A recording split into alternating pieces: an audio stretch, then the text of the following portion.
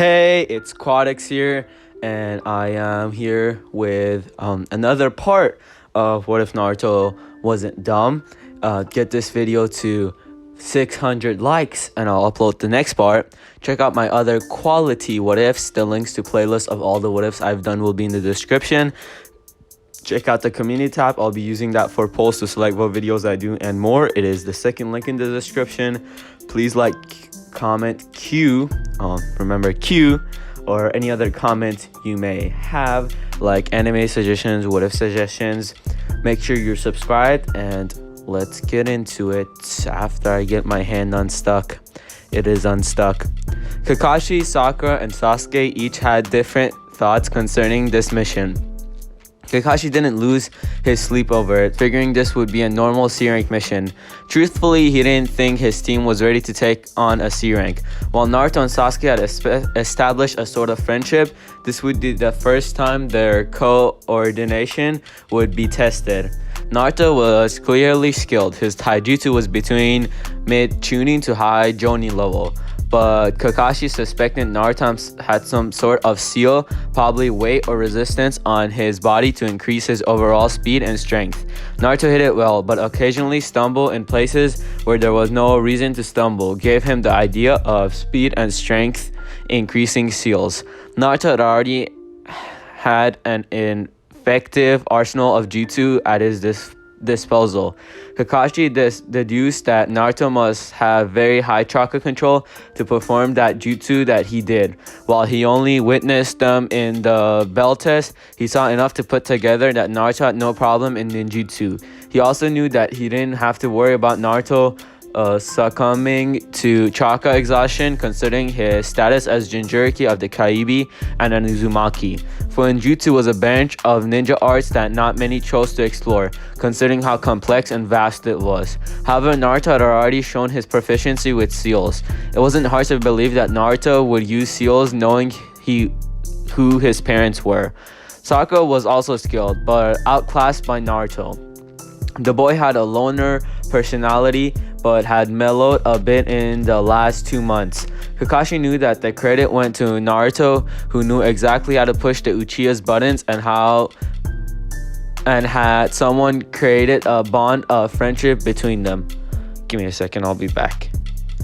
And I'm back. The boy's taijutsu was good, but he could only go so far without the Sharingan. Kakashi didn't worry about it, knowing that once Sasuke awakened it, he would close the gap between him and Naruto. While the Sharingan was an excellent tool for use for ninjutsu, it really depended on the size of the person's chakra reserves, and he didn't even need to speak about Sasuke's proficiency in using ninja tools. Sakura was perhaps the only problem in Team 7. Her actions leaned more towards an obsessed fangirl than a kunoichi focused on her career. She would always be asking Sasuke out for dates, leading Kakashi to consider if the girl only became a kunoichi to get close to Sasuke. She wasn't physically strong, did not know any useful jutsu, proficiency with ninja tools was mediocre at best, and tried to make others feel bad to make herself feel better, as was the case with her and Naruto. Thankfully, Naruto seemed to be well versed in the arts of ignoring Sakura. Sakura Tars are gonna be mad. The only good thing about her was that she had excellent chakra control and intelligence, which she never used. But that was of no use to her if she couldn't find a way to apply it on the battlefield. The only useful thing that Sakura can do is heal. She is Kage level at best, and I mean best in like anything else, while Naruto and every single character that is going to stay in Boruto as a ninja is God level. And she's like, oh, I caught up to Naruto and Sasuke. And oh, who are you? While it has 4th Hokage written on his back. You know what? It's fine. It's fine, okay? It's fine. He had only taken this C rank to show his team that the ninja world wasn't as easy and forgiving as it seemed. They hadn't even experienced their first kills, though that could change if they came across bandits. Sasuke had his normal, neutral expression on his face as he walked to the gates for his mission. His thoughts, however, were anything but neutral. Sasuke couldn't understand Uzumaki Naruto, no matter how he tried. Every time he thought he had figured Naruto out, the blonde would seemingly switch angles and leave Sasuke confused again. At first glance, he gave off the impression of a clown, but that quickly changed on the day of the graduation exam. Since then, Sasuke kept a close eye on Naruto. On the day of the bell test, Sasuke had been outraged at the skill that was displayed by the blonde. He suspected Naruto's taijutsu was at par, if not greater than his own, but to engage in a spar with a jonin, attacking and counterattacking all attacks with precision and fluidity Sasuke did not possess, was enough to ignite jealousy inside Sasuke. His ninjutsu was something Sasuke did not expect, but didn't exactly know why he was upset about it, so he didn't think much about it. Sasuke had somewhat expected Fuinjutsu and immense chakra reserves from Naruto, having read up on the Uzumaki clan and their powers in the art. He could accept that, but that was not the most surprising thing that happened to him. He had thought that Naruto would hold a grudge against him for how Sasuke treated him at the academy, but instead of giving him the same treatment, Naruto had extended a hand of friendship towards him, telling him that he was willing to put aside the differences between them in order to work together. At first, Sasuke had refused, firm on his belief that he will be only held back, but Naruto persisted to the point that Sasuke agreed, if only to get him to shut up, and it was alright to work with him. Naruto invited him to occasionally have ramen with him at Ichiraku. Sasuke had accepted every time, too desperate to piece together the puzzle of Naruto.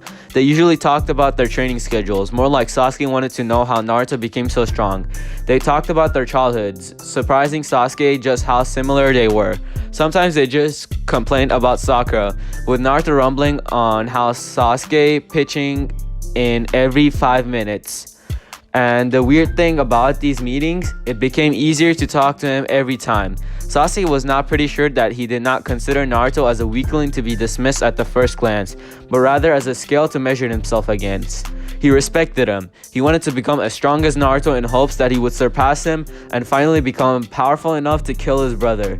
He had accepted Naruto as a comrade, for now. Sakura happily made her way to the gates, Sasuke being the main thought on her mind. She was sad how Sasuke always denied her date, but kept her spirits high, just in case he decided to accept the next time. But in the past 2 months she had spent with her team, she was witness to some rather troubling developments. The first time was that she was forced to accept that she could not use Naruto as a step to boost her confidence anymore. Naruto had made it very clear that he would not tolerate her picking on him anymore. That made her realize with a small amount of shame that she had very unnecessarily picked on Naruto, who had no hand in anything that upset her. The second was that Naruto was strong, easily stronger than Sasuke, and she was not just talking about chakra reserves. She knew about the Uzumaki clan. Naruto was the physical capability of them all, proven that he could physically exert even more than Sasuke. He could take much longer than her and Sasuke to get tired and recover much quicker than both of them. The third and hardest to accept was that Naruto and Sasuke came from very similar backgrounds. She refused to believe that at first, going so far as to call him an orphan and could never match Sasuke. She was shocked though when Sasuke came to Naruto's defense. He admonished Sakura, saying that she had gone too far. He harshly reminded her that he and Naruto shared the fact that they were orphans. Since then, Sakura had felt tremendously guilty and had tried to act nicer towards Naruto. She wouldn't call them friends though. They were far from that. She began to see Naruto in a new light. Though he always acted like he was indifferent, the subtle action made it clear that he always cared for his comrades. She noticed that in the 2 months, Naruto and Sasuke had grown closer as friends. Sasuke too began to see Naruto in a new light. She saw that Naruto clearly knew that he was stronger than Sasuke, but he never rubbed it in the boy's face. Instead, he used this fact to encourage Sasuke to grow stronger. She was by no means a friend to Naruto, but hoped that he would at least consider her a worthy comrade in time. The two, that as it should be. The two reached the gates exactly 15 minutes before 7. Sakura's eye lit up as she saw the dark-haired boy. Sasuke-kun! It's cool because it's Sakura saying it. Get off my back. She waved enthusiastically and, like always, was disappointed when he replied with his customary, Sasuke looked around, trying to find Naruto. Perhaps this mission may force Naruto to reveal what he's hiding from us, he thought. A hand fell on his shoulder and he barely caught himself from yelping. Instead, he turned his head back as calmly as he could to see Naruto's smirking face. Sasuke tried to play it cool, but knew Naruto had already seen his moment of weakness. Before he could do anything else, Naruto chuckled and patted his shoulder. It's okay, Sasuke. Even Ambu would be hard to press to detect me in the middle of my pranks. Sasuke raised an eyebrow at that, silently waiting for Naruto to elaborate, but he didn't. Naruto simply leaned against the wall, waiting for their sensei. Sakura had a confused expression on her face. Naruto, why don't you have a backpack like me and Sasuke-kun? Naruto replied, well, for one, sealing scrolls are just more practical to use. It takes time to take off your backpack and rummage through everything to find what you need. All you need to do in a sealing scroll is unroll it, push chakra into the required seal, and voila! So much quicker than backpacks, don't you think? Also, I might have modified this scroll to suit my needs. I trust my creation more than anything else. That's an interesting outlook, Naruto. The three Genin turned around to see Kakashi and their client coming.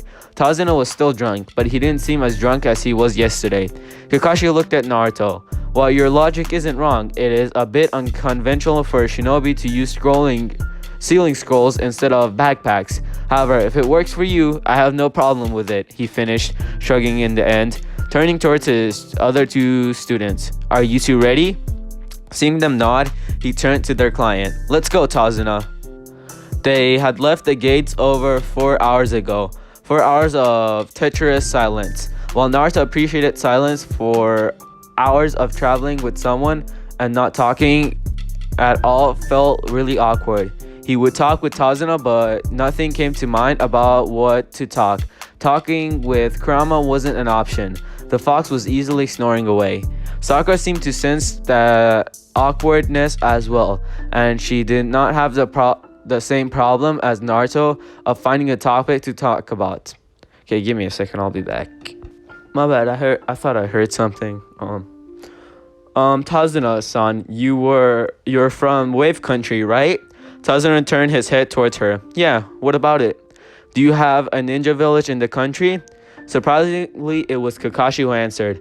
Actually, Wave does not have a ninja village. Each of the elemental nations has their own hidden shinobi villages, but the smaller countries don't have the resources to fund, let alone maintain their own hidden village. Budget, people, missions, there are so many resources to account for that the smaller nations can't afford. So they prefer to hire ninjas from other countries.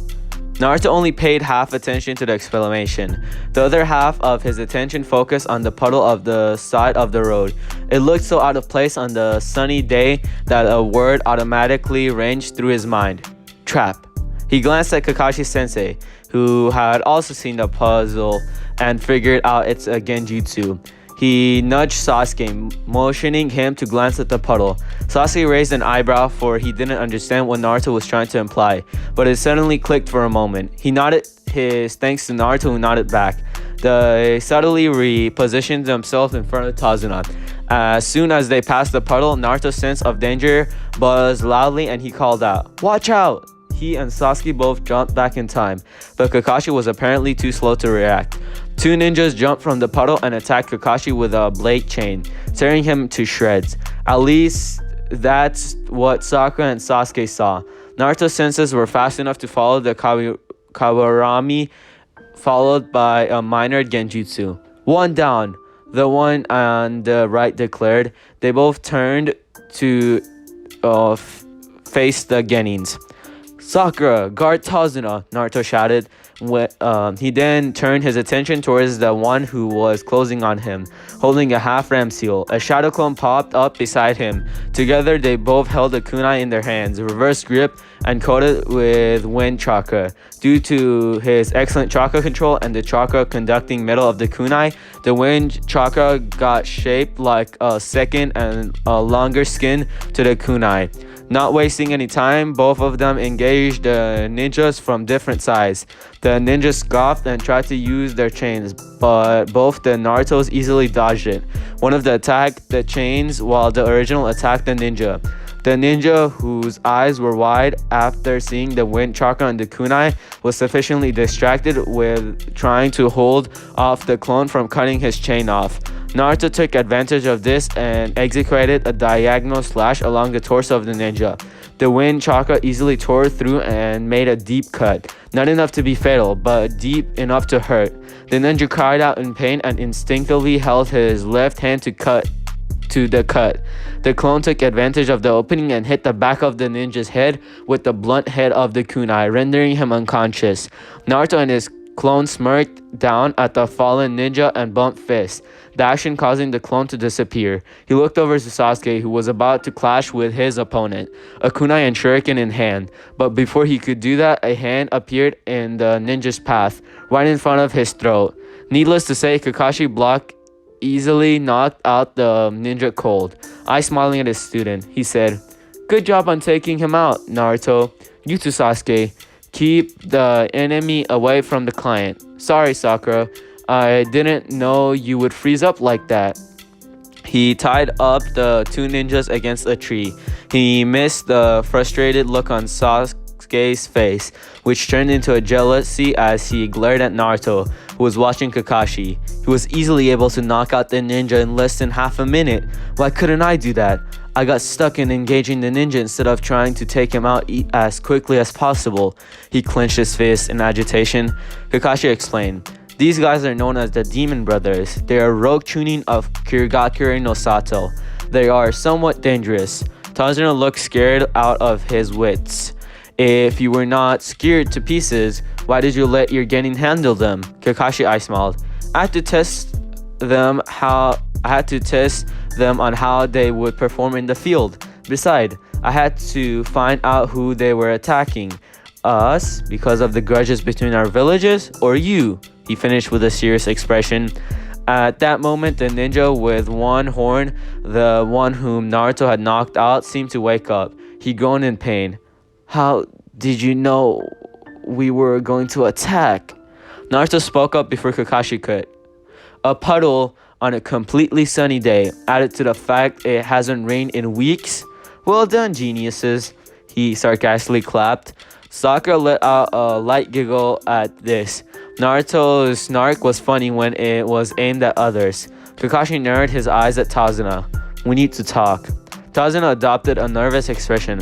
About what?" It was stated in the mission scroll that you needed protection from bandits, not rogue ninjas, especially from Kirigakure, where the ninjas complete their missions no matter the cost. "Why would they be after you?" His tone was light, but the suspension was heavy. "Unless they were hired specifically to take you out." Naruto added his 2 cents, pointing at Tazuna. Tazuna tried to think up an excuse, but it was already too late. With a resigned sigh, he asked them, "Have you heard of a man called Gato?" Kakashi questioned with a thoughtful frown. "Do you mean one who is amongst the richest men in the nations? That Gato?" "I've heard of him," Naruto stated. Kakashi raised an eyebrow, slightly asking to elaborate. "He's the owner of a shipping company. When I last read about him, he was among the top 15 richest in the nations, suspected for criminal activities, but no proof," he said with his arms crossed. "The very same," Tazuna agreed, "though now he is amongst the top 5. He came to Wave Country a bit more than 2 years ago. First, we didn't think anything about it, but soon he had bought up all the shipping industries of our nations. You see, Wave Country is an island, so we are dependent on the shipping to get goods. But that wasn't the worst part. He used his monopoly to drain the country dry. The people live in poverty. Many lost their houses to Gato. Whoever protested, he killed. He takes what he wants with his hired thugs, making sure nobody dares to oppose him. His shipping business across his criminal activities. He deals with drugs, alcoholics, rare goods, even slaves, everything and anything that brings him money. The only thing he fears is the bridge I am building. If I finish my bridge, his monopoly will be rendered absolute, and our country will be back in business because we will be connected to the mainland. So why didn't you just tell the truth to Hokage-sama? Kakashi glared at him. Tazuna threw his hands up. I couldn't. Wave country has been sucked dry. Pause. We don't have enough money to pay for more than a Sirik mission. Kakashi shook his head. Well, that is sad. You had no right to lie to the Hokage. This mission is now at least a B rank, requiring a team of Chunin and Jonin. This is not a job my gettings are suited to perform. Glancing at his students briefly, he said, but as they are ninjas of Konoha, they have a say in this as much as I do now. He turned to his students. What do you think we should do? Naruto was the first to answer. Protocol dictates that during times like this, the assigned Genin team is to immediately abandon the mission and report back to the village for reassignment. Sasuke glared at Naruto, but before he could speak, Naruto continued. But I say we continue, Kakashi-sensei. This mission is not just about Tazuna wanting to save money. A whole country is about to lose the last shreds of its economy because of one man who wants too much. Surprisingly, Sasuke brought up a good point. And we can't afford to let people think that Konoha will let a country fall to such a man. I say we continue, Kakashi-sensei. Kakashi looked at the two Genin and then at Sakura, who still looked a bit scared. What about you, Sakura? Sakura looked less scared than before, but still scared. I say we go after them, Kakashi-sensei. Kakashi gazed at her a moment longer. He sighed and then said, very well, let's go. They missed Tazuna's sigh of utter relief. Naruto put seals on the brothers' forehead, putting them to sleep. Kakashi told him that the Konoha shinobi would be arriving to take them, so he should have instructions for them on how to release the seal. After that, the team and Tazuna continued without any further delay until they reached a coast where Tazuna had organized transport to Wave Country. The man greeted Tazuna and cast a wary eye on the Konoha shinobis, but kept his words to himself. He stared them, appearing extremely nervous despite of the dense cover from the morning fog. As soon as the bridge came into view, Kakashi let out a low whistle. This one is an impressive bridge. Naruto shook his head in wonder. I've never seen anything as awesome as that bridge before. Sakura was gasping at the sheer size of the bridge, and Sasuke was, like always, neutral faced. Once they reached the shore, the fisherman wished Tazuna best of luck to get home safely, while Tazuna thanked him for his help. Kakashi asked Tazuna, how long is your home away from here? A journey of about 1 hour and a half. Kakashi nodded and motioned for his team to start walking. Though he didn't know the reason why, he suddenly felt a sense of foreboding. Glancing towards his team, he wasn't entirely surprised to see that only Naruto seemed to share his wariness, eyes darting around, ready to react at the slightest notice. And react he did. Without any warning, a shuriken flew into a bush on the side, courtesy of Naruto. Sasuke and Sakura jumped at that, along with Tazuna. Kakashi narrowed his eyes. What is it, Naruto? Naruto walked to the bush, a kunai ready in hand, though he was confused when he only spotted a white rabbit, scared to the bone. Sakura scolded him. Baka, look at what you did to the poor rabbit. But Kakashi and Naruto were too busy concentrating on the fact that they spotted a white rabbit. A snow rabbit whose fur is white. In the spring, the absence of brown fur indicates it was raised in captivity, where the thoughts going through the Jonin's head. He suddenly realized his purpose. His shot ran out a second after Naruto's danger sense kicked in. Down! Everyone dropped to the ground, just in time to avoid a giant spinning from cutting off their heads. Naruto saw that Sasuke was able to bring Tazuna just in time. Everyone stood up and turned towards the tree in which the sword was buried. A man standing on the handle. He had black hair and brown eyes. His slash kiri headband titled upwards to the left side of his head, signifying his status as a missing nin. He wore mist-striped pants and hand warmers that extended to his biceps. Okay guys, I'm gonna end it there. I hope you've enjoyed, and I'll see you all in the next part. Bye. 很笃定